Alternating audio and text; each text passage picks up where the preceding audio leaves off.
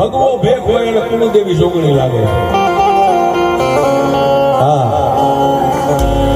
બધાને કુળદેવી જોગણી લાગે. પછી તો શક્તિ એક છે, એના સ્વરૂપ અનેક છે. બધા જે માતાને માનતા એ બધાને મુબારક. પણ જળકાંઠે જોગી રહેતા ઉમૈયાનો આધાર, જળકાંઠે અમે જોગી રહેતા ઉમૈયાનો આધાર. મહાદેવે મોટા કર્યા ડમરું વગાડવા દેવના.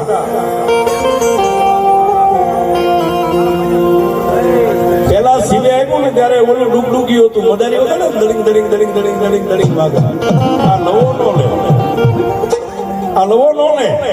કેદી મારો ભગવાન ભોળોનાથ કૈલાસના ખાટની માથે આસન જમાવીને બેઠા છે. ભગવાન સામે થઈને હોમ જોગી લગ લગ લગ લગ લગ લગ વગર સમાધિ સુધી ગઈ. ભગવાન રાજી થઈ ગયા. બાપુ આપણું ગયા એટલે માં ઉમૈયા હતા અવળા મુખે બેહી ગયા કે તું તારા બાપને જ કાયમ રીઝવે, મને રીઝવે એવું તને કઈ આવડતું નથી. પણ મારી આમાં જે વાઘ છે એ વગાડો, બીજું હું વગાડું નહીં. એમાંથી કઈ શબ્દ ઓમ સોમ શું કે એવું કહે મારી પણ શું કરું. વાઘ હતો ને, માએ વાઘની કહેવાળી આપણી આમ તોડી અને ડમરું માંથી બોલા બે બાજુ બોરિયા થાય કાચ નાખી, પછી ગાંઠ મારી દીધી. અને શિવને વાલામાં વાલી કરેણ. અત્યારે શિવ મંદિર હોય ને કરેણ હોય, ઉપર કરેણ હતી.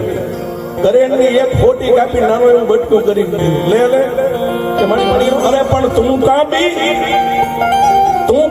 લે, તું કાપી આ કામી. મને આવડે છે હું હાથે ફોટો બોલું છું.